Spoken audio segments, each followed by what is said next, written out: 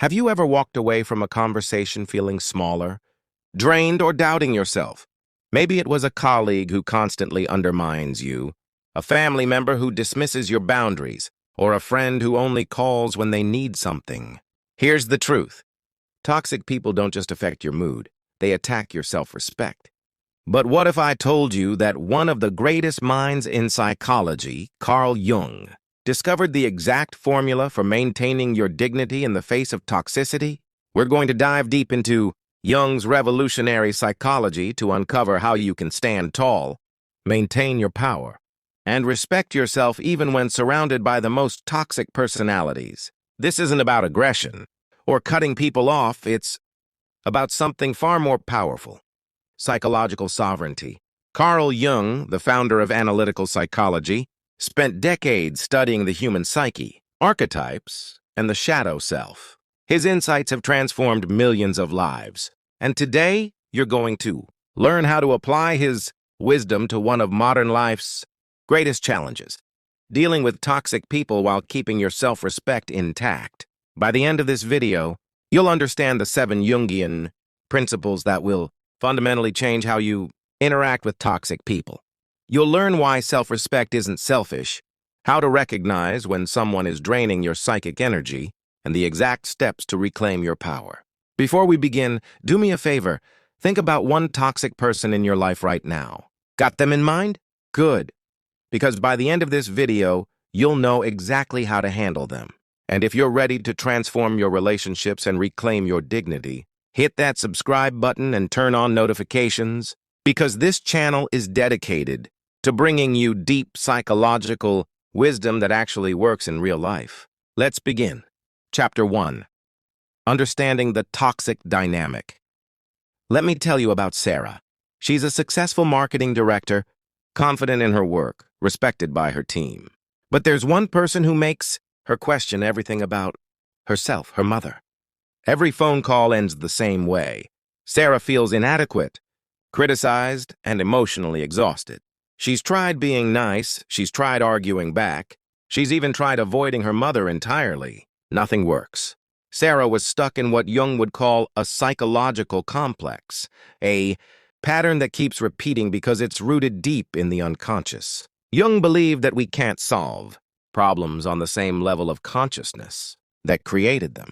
When dealing with toxic people, most of us operate on autopilot, reacting emotionally, defending ourselves, or retreating into victimhood. But Jung taught something revolutionary. The problem isn't really the toxic person. The problem is how that person triggers something unresolved within you. So what exactly makes someone toxic? In Jungian terms, toxic people are those who consistently drain your psychic energy rather than exchange it mutually, project their shadow, their unacknowledged negative traits onto you, refuse to take responsibility for their own psychological material, create patterns of interaction that diminish your sense of self. Notice I said consistently. We all have bad days. Toxic behavior is a pattern, not an incident. Jung talked extensively about psychic energy, which he called libido, not in the Freudian sexual sense, but as life force energy. Toxic people are energy vampires. They don't have a strong connection to their own inner source of energy, so they unconsciously feed on yours. After spending time with them, you feel depleted, confused, or emotionally heavy. That's not coincidence, that's psychic drainage. Think about these scenarios. The coworker who constantly complains but never takes your advice. The friend who only talks about themselves and interrupts when you share. The family member who guilt-trips you whenever you set a boundary. The partner who gaslights you into doubting your own perception of reality. These aren't just annoying behaviors, they're systematic assaults on your self-respect. Here's where Jung's genius comes in. Self-respect isn't something you perform or fake. It's a natural byproduct of being aligned with your authentic self. What Jung called individuation. When you're individuated, toxic people lose their power over you automatically. Not because you're fighting them, but because you're standing so firmly in your own psychological center that their manipulations can't reach you. So how do we get there? How do we build this unshakable foundation of self-respect? That's what the next 7 principles are all about. Let's start with the most powerful one. Chapter 2. Principle 1. Know your shadow. Carl Jung once said, "Everyone carries a shadow, and the less it is embodied in the individual's conscious life, the blacker and denser it is." This might be the most important thing you learn today. If you want to maintain self-respect around toxic people, you must first face what Jung called your shadow self. The shadow is everything about yourself that you've repressed, denied, or refused to acknowledge.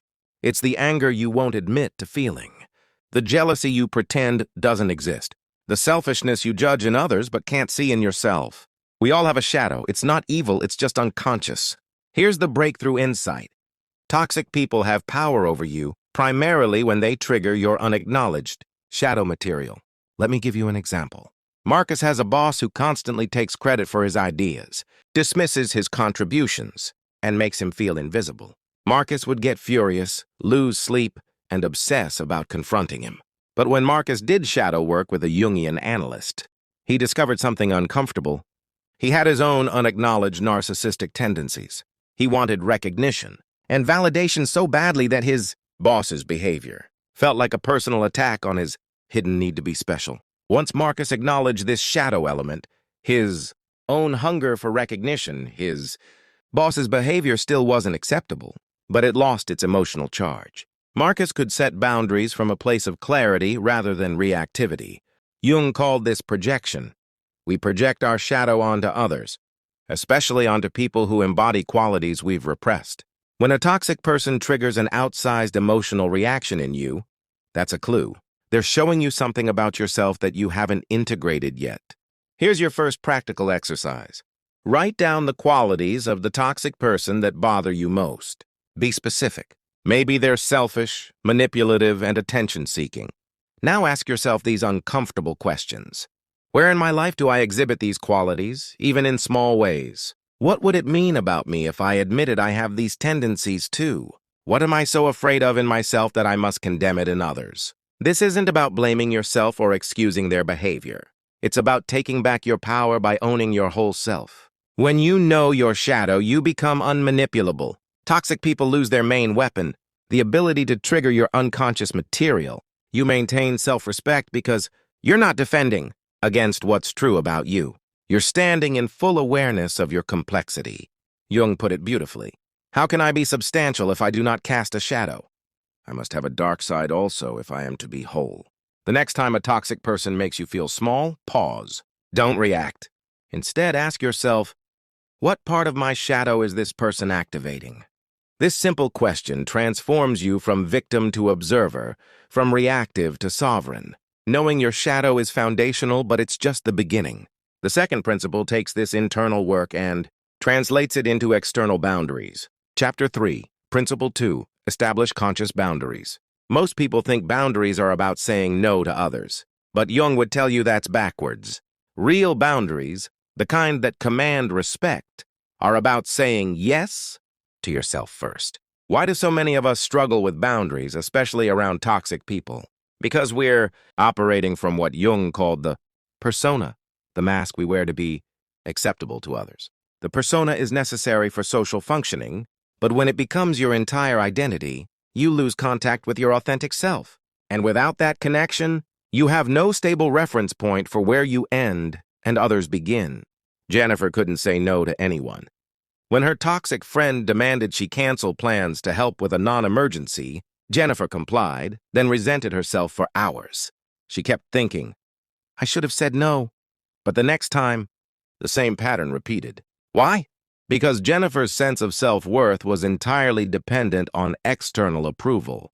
She had never differentiated herself psychologically, a process Jung called individuation. Without that differentiation, boundaries felt like rejection, abandonment, or cruelty. Individuation is the process of becoming who you truly are, separate from collective expectations, family projections, and cultural conditioning. Jung saw it as the central task of the second half of life. But here's the key. You can't individuate without boundaries. Boundaries aren't walls. They're definitions. They say, this is me, that is you. I respect both. In dealing with toxic people, you need 4 types of boundaries. Physical boundaries, controlling when, where, and how you interact with someone. If a family member is toxic, you don't have to attend every family gathering. You can leave when you choose. You can sit across the room instead of next to them. Emotional boundaries, not taking responsibility for someone else's feelings or letting them dictate yours. When a toxic person has a meltdown because you set a limit, that's their emotional work, not yours to manage. Mental boundaries, protecting your thoughts, beliefs, and perceptions from gaslighting and manipulation. When someone tells you you're too sensitive or that didn't happen, you trust your own reality. Energetic boundaries, consciously managing your psychic energy so you're not drained by others. Jung believed in the reality of psychic energy exchange, and toxic people are masters at taking without reciprocating. Here's a fundamental truth. People treat you the way you teach them to treat you.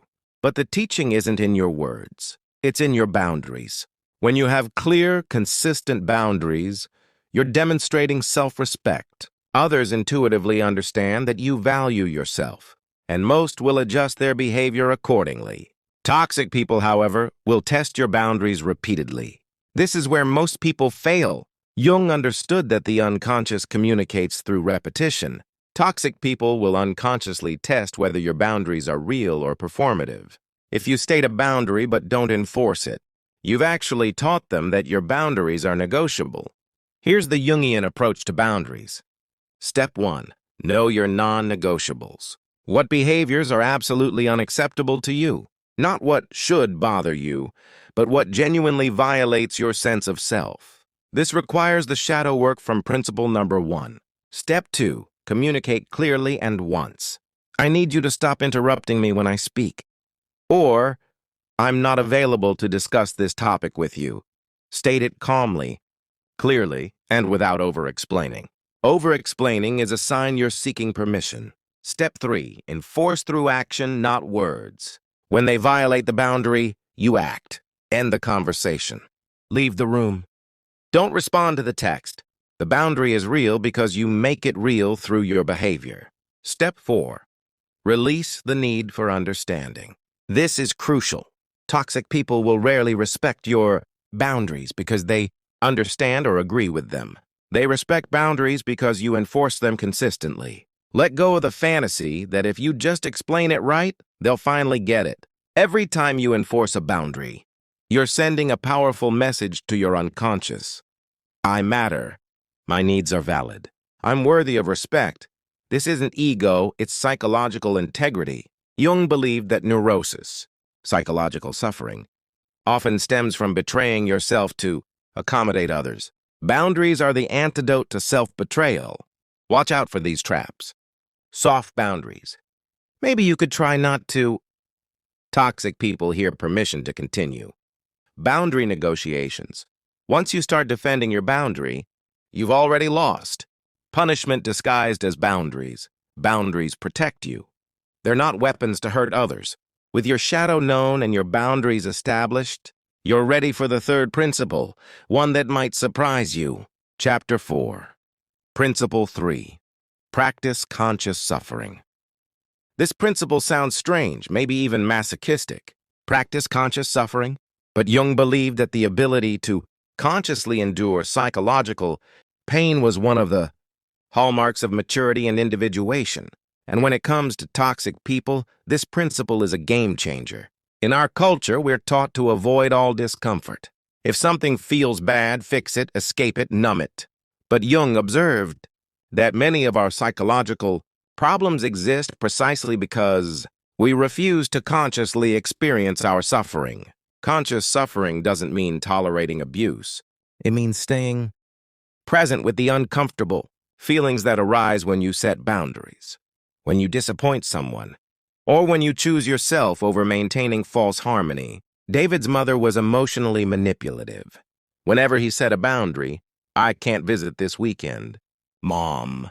She would launch into a tearful monologue about how alone she was, how he didn't care, how she sacrificed everything for him. David would feel crushing guilt and eventually cave. The problem wasn't his mother's behavior, which he couldn't control. The problem was David's unwillingness to consciously suffer through the guilt. He would do anything to make that feeling go away, which gave his mother complete power over him. When David learned to sit with the guilt, to feel it fully without acting to eliminate it, everything changed.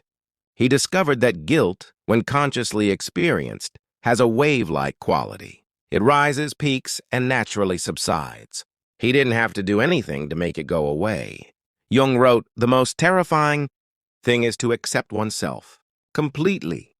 Part of accepting yourself completely is accepting that sometimes you'll feel uncomfortable emotions. You'll feel guilty for disappointing someone. You'll feel anxious when someone is angry at you. You'll feel the grief of recognizing that a relationship isn't healthy. Toxic people exploit your unwillingness to feel these feelings. They've learned, often unconsciously, that if they can make you uncomfortable enough, you'll comply with their demands just to escape the discomfort. When you practice conscious suffering, you reclaim your power. You're saying, "I can tolerate this discomfort. It won't kill me, and I won't betray myself to make it stop." This is radically different from suppression, pretending you don't feel anything, or expression, dumping your feelings on others. It's the third way Jung advocated, conscious integration. Here's how to practice conscious suffering when dealing with toxic people. Recognize the emotional manipulation. Notice when someone is trying to make you feel guilty, anxious, or responsible for their emotional state. Name the feeling. "I'm feeling guilty right now. I notice this guilt in my chest and stomach." Breathe into it. Rather than tensing against the feeling or trying to make it go away, breathe into it. Let it be there, separate feeling from action. Remind yourself, "I can feel guilty and still maintain my boundary." These two things are not in conflict. Wait. Give yourself permission to sit with the uncomfortable feeling for a defined period. Even just 10 minutes. You'll often find that it naturally begins to dissolve. Here's why this builds self-respect. Every time you consciously suffer through an uncomfortable emotion rather than abandoning yourself to escape it, you prove to yourself that you're stronger than you thought. You demonstrate that your commitment to your own well-being is more important than temporary comfort. Jung called this holding the tension of opposites. You honor both your compassion for others and your commitment to yourself. You feel the discomfort and maintain your boundaries. This is psychological maturity. There comes a moment, and you'll know it when it happens, when you realize that the discomfort of compromising yourself is far greater than the temporary discomfort of someone else's disapproval. When you reach that point, maintaining self-respect around toxic people becomes automatic. Conscious suffering is not the same as tolerating abuse. If someone is verbally attacking you, you don't sit there and consciously suffer. You enforce your boundary and remove yourself from the situation. Conscious suffering applies to your internal experience, the feelings that arise when you choose yourself, not to external, harmful behavior from others. With these three principles in place, knowing your shadow, establishing boundaries, and practicing conscious suffering, you're building a fortress of self-respect. But there's a fourth principle that takes this even deeper. Chapter 5, Principle 4, Develop your inner authority. Carl Jung observed that most people live their entire lives seeking validation from external authorities, parents, bosses, society, even toxic people who hurt them. But individuation requires something radical. Developing your own inner authority. This is perhaps the most powerful antidote to toxic people. Why do toxic people affect us so deeply? Because somewhere inside, we're still seeking their approval, their validation, their acknowledgement that we're worthy. We've handed them our psychological power by making them the arbiter of our value. Jung traced this back to what he called the parental complexes. In childhood, our parents are godlike figures who literally determine our survival. We're wired to seek their approval. But psychological maturity requires that we reclaim that projected authority and house it within ourselves. Rachel worked for a toxic boss who was impossible to please. No matter how perfectly Rachel performed, her boss would find something to criticize. Rachel worked longer hours, perfected her presentations, anticipated every need, and still fell short. In therapy, Rachel discovered she was reenacting her relationship with her hypercritical father. She had unconsciously cast her boss in the role of ultimate judge, giving away all her power. When she began to develop her own inner authority, her own sense of what constituted good work, her boss's criticism lost its sting. Rachel could think, I know this work is solid. Her opinion is just one perspective, not the ultimate truth.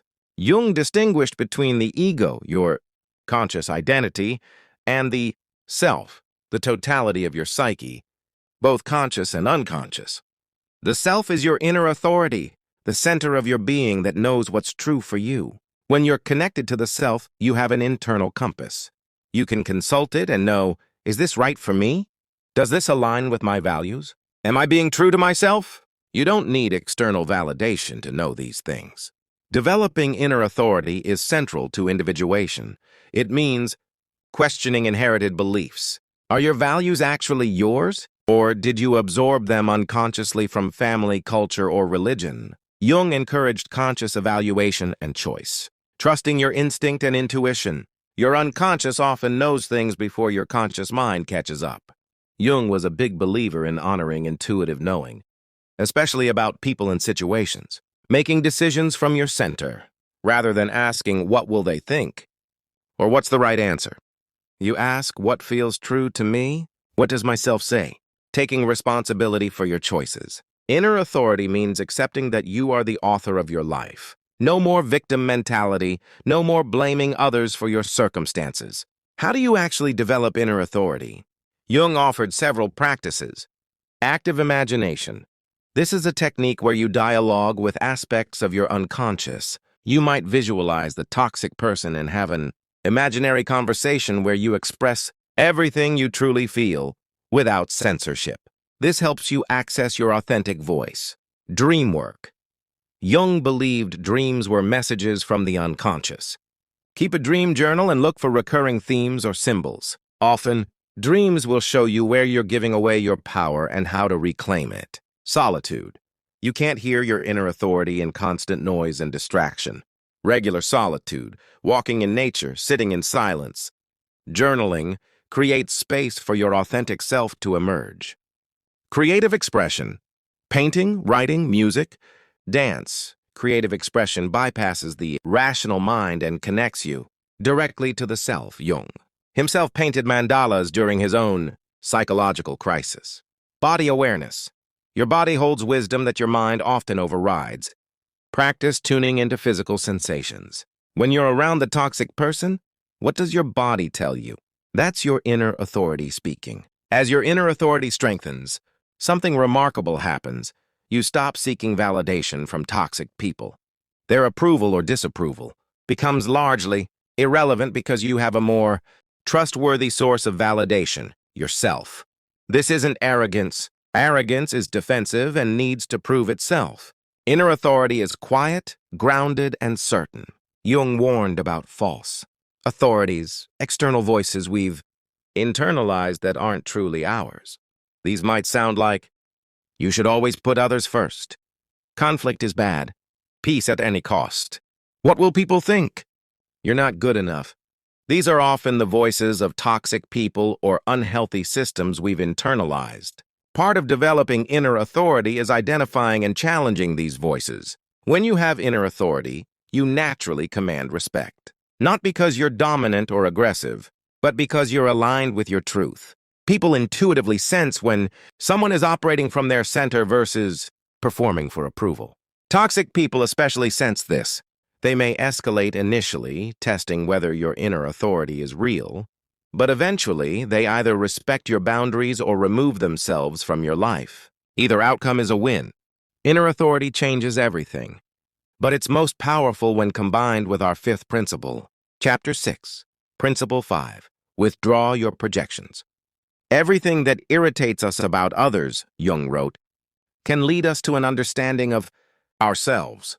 This statement contains the key to our fifth principle, withdrawing your projections. If you master this, toxic people will lose most of their power over you. Projection is a psychological defense mechanism where you attribute your own unacknowledged feelings, thoughts, or qualities to someone else. We all do it constantly. But here's the thing. When you're dealing with toxic people, your projections amplify their toxicity and give them more power than they actually have. Let's say you have unacknowledged anger. You've been taught that anger is bad, so you've repressed it. Then you encounter someone who's openly expressing anger, a toxic person who lashes out frequently. You'll have an outsized reaction to their anger because it represents your disowned part. But here's what you don't realize. A portion of what you're reacting to isn't their anger at all. It's your projected, repressed anger that you're seeing in them. You're fighting yourself, not just them. Tom had a friend, Kevin, who he believed was manipulative and always had an agenda. Tom would obsess about Kevin's manipulations, spend hours analyzing his motives, and feel constantly on guard. In Jungian analysis, Tom discovered something unsettling. He had his own unacknowledged manipulative streak. He prided himself on being direct and honest, but in reality, he often manipulated situations and people to get his way. He just used different tactics than Kevin. Once Tom owned this shadow element, his perception of Kevin changed dramatically. Kevin was still manipulative, but he wasn't the monster Tom had built him up to be. Tom could see Kevin more clearly and interact with him more objectively, setting appropriate boundaries without the emotional charge. It's not just negative qualities we project. Sometimes we project our positive qualities, our power, wisdom, or capability onto others, especially authority figures or toxic people who seem confident. This leaves us feeling small and powerless. Jung called this inflating others while deflating ourselves. We make them larger than life and ourselves smaller than we are. This imbalance is what makes us vulnerable to their toxicity. Withdrawing projections is challenging because projections are unconscious by definition. How do you reclaim something you don't know you're doing? Jung offered several clues. Emotional intensity is a red flag. When you have a strong emotional reaction to someone that seems disproportionate to the situation, suspect projection. Ask yourself, what am I seeing in them that I can't see in myself? Repetition reveals projection. If you keep encountering the same type of toxic person in different contexts, different jobs, relationships, environments, you're likely projecting something that draws this pattern to you. The hook tells you what specifically triggers you about the toxic person. That's usually your projected content. If their selfishness drives you crazy, look at your disowned selfishness. If their neediness irritates you, examine your denied neediness. Here's a powerful exercise Jung recommended. Step 1. Identify a toxic person and list everything about them that bothers you. Be brutally honest. Step 2. For each quality, ask, in what ways do I exhibit this quality? Even in subtle or socially acceptable forms. Step 3. Sit with the discomfort of recognizing these traits in yourself. Don't rationalize, defend, or minimize. Just acknowledge. Step 4. Journal about how owning these qualities might actually empower you. For instance, owning your selfishness might mean honoring your needs. Owning your manipulativeness might mean recognizing your strategic intelligence. Step 5. The next time you interact with that toxic person, observe how your perception has shifted. Here's something amazing. When you withdraw your projections, toxic people often change their behavior toward you, even though you haven't said or done anything different externally. Why? Because you're no longer unconsciously inviting their toxicity through your projections. Remember, Jung believed in the reality of the unconscious and its communication between people. When you stop projecting your power onto someone, they unconsciously sense they can't manipulate you the same way. Withdrawing projections doesn't mean the toxic person isn't actually toxic. It means you're seeing them accurately, rather than through the distorted lens of your projections. This clarity is essential for self-respect because you're responding to reality, not to your own psychological material. You might discover that someone you thought was toxic was actually just assertive, in a way you hadn't allowed yourself to be. Or you might see that they're more toxic than you realized. But your projection was preventing you from taking appropriate action. Self-respect requires self-knowledge. Every projection you withdraw is a piece of yourself you reclaim. You become more whole, more integrated, more psychologically mature. From this place, maintaining dignity around toxic people becomes natural, not effortful. Jung's ultimate goal was individuation, becoming fully yourself. You can't do that while parts of you are projected outward onto others, especially toxic. People who don't deserve the psychic real estate. They're occupying in your mind. As we move into the final two principles, you'll see how everything we've covered builds toward a powerful transformation in how you experience toxic people. Chapter 7, Principle 6, Embrace Your Wholeness. Jung once said, "I'd rather be whole than good." This statement confused many people, but it contains one of his most liberating insights. And when it comes to maintaining self-respect around toxic people, this principle is transformative. What did Jung mean by wholeness versus goodness? In our culture, being good often means being perfect, pleasing, agreeable, and without flaws. It means presenting only your positive qualities while hiding anything negative. This creates a fundamental split in your psyche. Wholeness, on the other hand, means integrating all aspects of yourself, the light and the dark, the strengths and the weaknesses, the socially acceptable and the shadow. It means being complete, not perfect. Toxic people have a sixth sense for people who are trying to be good. Why? Because good people are predictable. They'll always turn the other cheek, always give another chance, always try to see the best in people, even when it's not there. Your commitment to being good becomes a weapon that toxic people use against you. They know you'll feel guilty for setting boundaries because good people don't hurt others. They know you'll doubt yourself because good people should be more understanding. They know you'll eventually cave because good people sacrifice for others. Melissa spent her entire life trying to be the perfect daughter for her emotionally abusive mother. She never talked back, always helped, constantly sought to please. But her mother's cruelty never diminished. Why would it? Melissa's goodness wasn't protecting her, it was making her an easier target. When Melissa embraced wholeness, including her anger, her resentment, her selfishness, she became unpredictable. She could say no without guilt. She could walk away without explaining. She could prioritize herself without apologizing. Her mother actually started treating her better because Melissa was no longer a safe target for projection and abuse. Embracing wholeness doesn't mean acting out every impulse or becoming selfish and cruel. It means integrating all your parts, consciously, so you can choose your behavior, rather than being driven by unconscious forces. Jung called this holding the tension of opposites. You can be compassionate and boundaried, kind and self-protective, understanding and unwilling to tolerate abuse, generous and selective about where you give your energy. Here's the paradox. When you accept your capacity for darkness, your anger, your selfishness, your manipulativeness, you become less likely to act on these qualities unconsciously. Why? Because what's conscious can be chosen. What's unconscious controls you. The person who denies their capacity for cruelty might unconsciously punish others through passive aggression. The person who owns their capacity for cruelty can choose consciously when assertiveness or force is appropriate and when it's not. How do you embrace wholeness? Jung recommended several practices. Shadow integration work.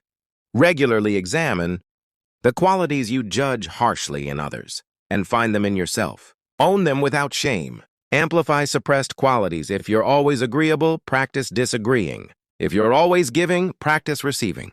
If you're always independent, practice asking for help. Dialogue with your parts. Use active imagination to have conversations with different aspects of yourself. Let your angry part speak. Let your scared part speak. Let your power-hungry part speak. Listen without judgment. Express the full range. Give yourself permission to feel and express the full range of human emotion and experience, not impulsively, but consciously and appropriately.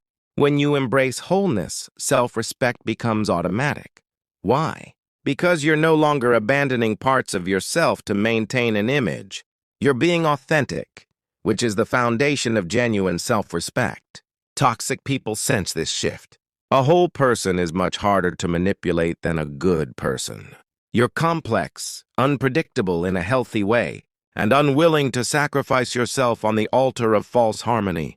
Wholeness also means releasing the victim and villain narratives. In the victim narrative, you're powerless and the toxic person is all-powerful. In the villain narrative, the toxic person is all bad and you're all good. Both narratives are simplistic and disempowering. Wholeness means seeing everyone, including yourself, as complex beings with light and shadow. This doesn't excuse toxic behavior, but it takes away the charged emotional drama that keeps you hooked. Jung believed that wholeness was the ultimate freedom. When you're not hiding from parts of yourself, you have nothing to defend. When you accept your full humanity, criticism loses its sting. You can think, yes, I can be selfish sometimes. Yes, I have flaws. And I still deserve respect. This undefended posture is incredibly powerful. Toxic people thrive on defensiveness. It gives them something to attack. When you're whole and undefended, their attacks pass right through. There's nothing to grab onto. Wholeness is the same as authenticity. And authenticity commands respect, from yourself and from others. Even toxic people, at some unconscious level, recognize and respond to authentic wholeness. You're no longer playing a role or maintaining an image. You're simply being yourself, with all your contradictions, complexities, and imperfections. This is the ultimate form of self-respect. We've covered 6 transformative principles, and now we arrive at the 7th and final principle, the one that brings everything together.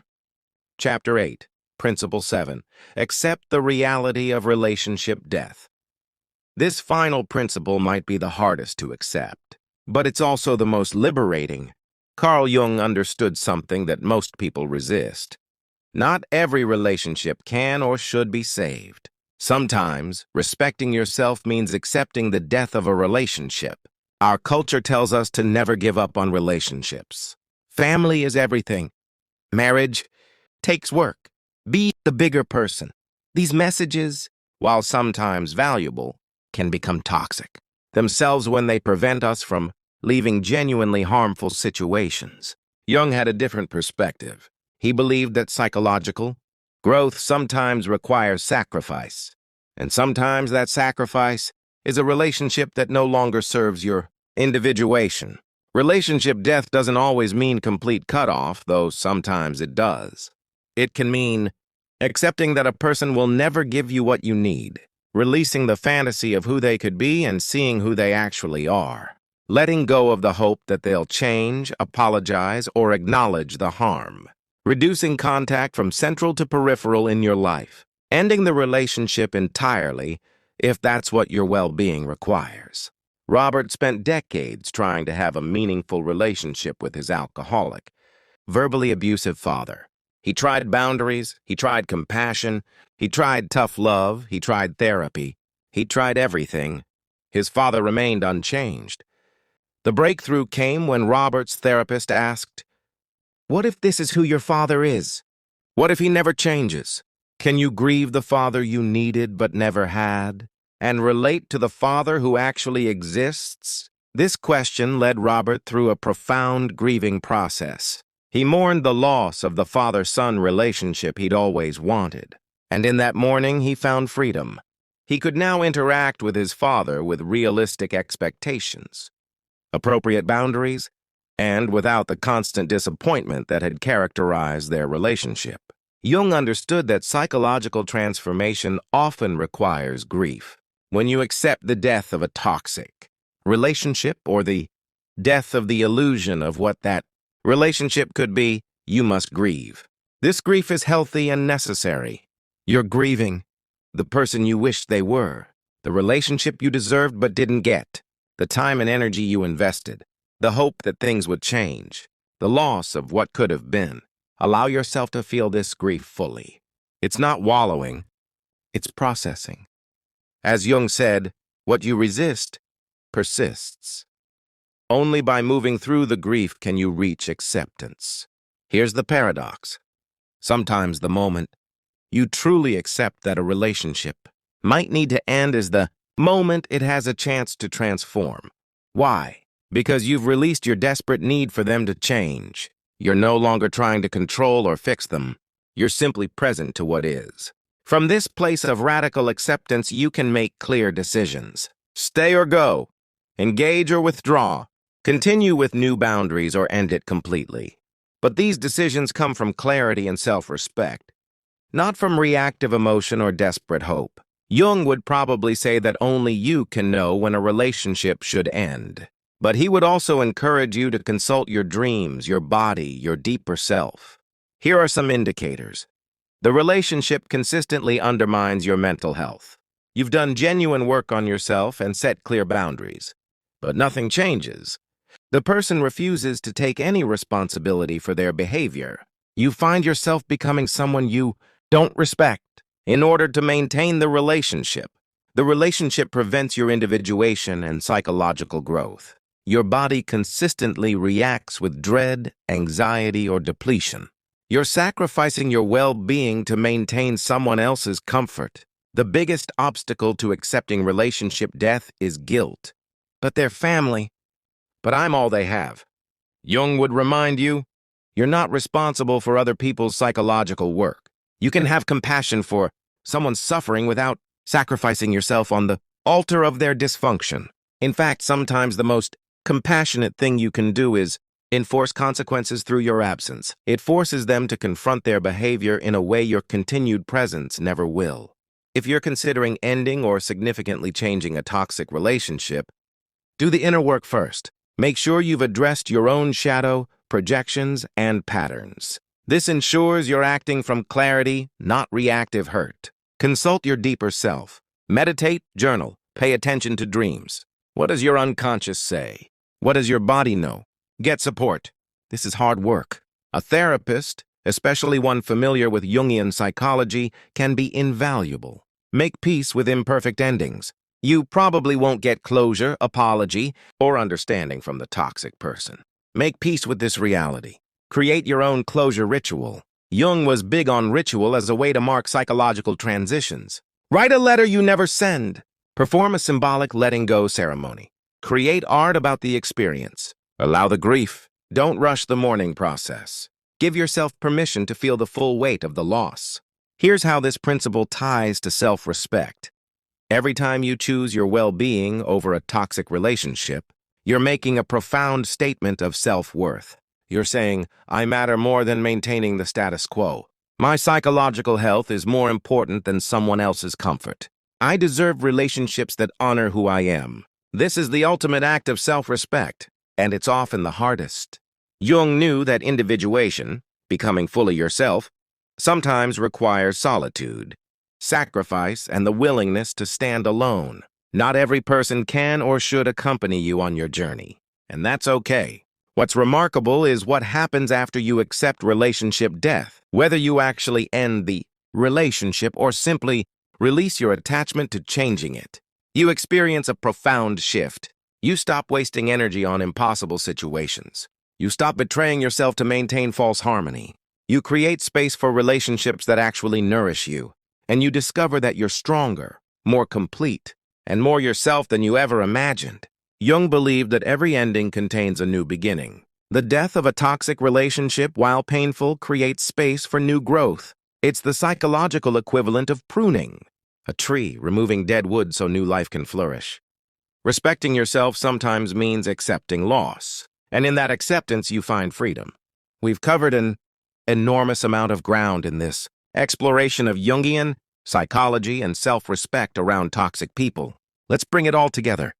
Principle 1, know your shadow. Toxic people lose their power when you acknowledge your own darkness. What you own, you can't be manipulated by. Principle 2, establish. Conscious boundaries aren't about controlling others. They're about defining yourself. They're enforced through action, not explanation. Principle 3, practice conscious suffering. The ability to endure uncomfortable emotions without abandoning yourself is psychological maturity. Guilt, anxiety, and grief won't kill you. Principle 4, develop your inner authority. Stop seeking validation from toxic people. Cultivate your own internal compass and trust it absolutely. Principle 5, Withdraw your projections. Half of what irritates you about toxic people is your own psychological material. Reclaim it and see them clearly. Principle 6. Embrace your wholeness. Being good makes you vulnerable. Being whole makes you sovereign. Integrate your shadow and become complete. Principle 7. Accept relationship. Death. Some relationships can't and shouldn't be saved. Choosing yourself over a toxic relationship is the ultimate act of self-respect. These principles aren't meant to be applied in isolation. They work together, each reinforcing the others. As you know your shadow, your boundaries become clearer. As you develop inner authority, withdrawing projections becomes easier. As you embrace wholeness, conscious suffering becomes less intimidating. The goal isn't perfection. Jung would laugh at that idea. The goal is psychological maturity, authenticity, and individuation, becoming fully yourself, even in the presence of people who would prefer you stay small. If you genuinely apply these principles, here's what you'll experience. Emotional shifts. You'll feel less triggered by toxic people. Their behavior will still be unacceptable, but it won't devastate you emotionally. Behavioral changes. You'll naturally enforce boundaries without guilt. You'll choose yourself without apology. You'll remove yourself from harmful situations with clarity and calm. Relationship shifts. Some toxic people will actually improve their behavior toward you. Others will reveal their true nature more clearly. Some will exit your life, making room for healthier connections. Internal transformation. You'll feel more grounded, more confident, more at peace with yourself. Self-respect will stop being something you strive for and become something you simply are. This work isn't easy. Jung never promised it would be. Individuation, the process of becoming yourself, is perhaps the hardest work a human can undertake. It requires courage, honesty, and the willingness to face uncomfortable truths about yourself and others. But it's also the most rewarding work you'll ever do, because at the end of this journey, you're no longer controlled by toxic people, by your shadow, by unconscious patterns, or by the need for external validation. You're free. Let's circle back to Sarah, the marketing director we met at the beginning. After working with these Jungian principles, everything changed. Her mother's criticisms still happened, but they no longer destroyed Sarah's sense of self. She'd done the shadow work and realized she had her own perfectionist streak that her mother triggered. She established clear boundaries about what topics were acceptable and unacceptable. She practiced sitting with the guilt when her mother tried to manipulate her. She developed an inner authority that didn't need her mother's approval. Most importantly, she accepted that her mother might never give her the unconditional love she deserved, and she grieved that loss. In that grief and acceptance, Sarah found peace. She could interact with her mother on realistic terms, maintain her self-respect, and not lose herself in the process. That's the power of these principles. They work, not because they're magic, but because they're based on profound psychological truths about how the human psyche functions. So where do you go from here? Here's my challenge to you. Choose one principle, the one that resonates most, and commit to practicing it this week. Not perfectly, but consciously. Notice what changes. Journal about your experience. Then add a second principle. Then a third. This is a lifelong practice, not a quick fix. Jung once wrote, "The privilege of a lifetime is to become who you truly are." Toxic people will always exist, but they only have the power over you that you give them. By knowing yourself deeply, maintaining your boundaries firmly, and honoring your wholeness completely, you reclaim that power. You are not here to be small so others can feel comfortable. You are not here to betray yourself to maintain false harmony. You are here to individuate, to become fully yourself, to live with psychological integrity and self-respect. And now you have the tools to do exactly that.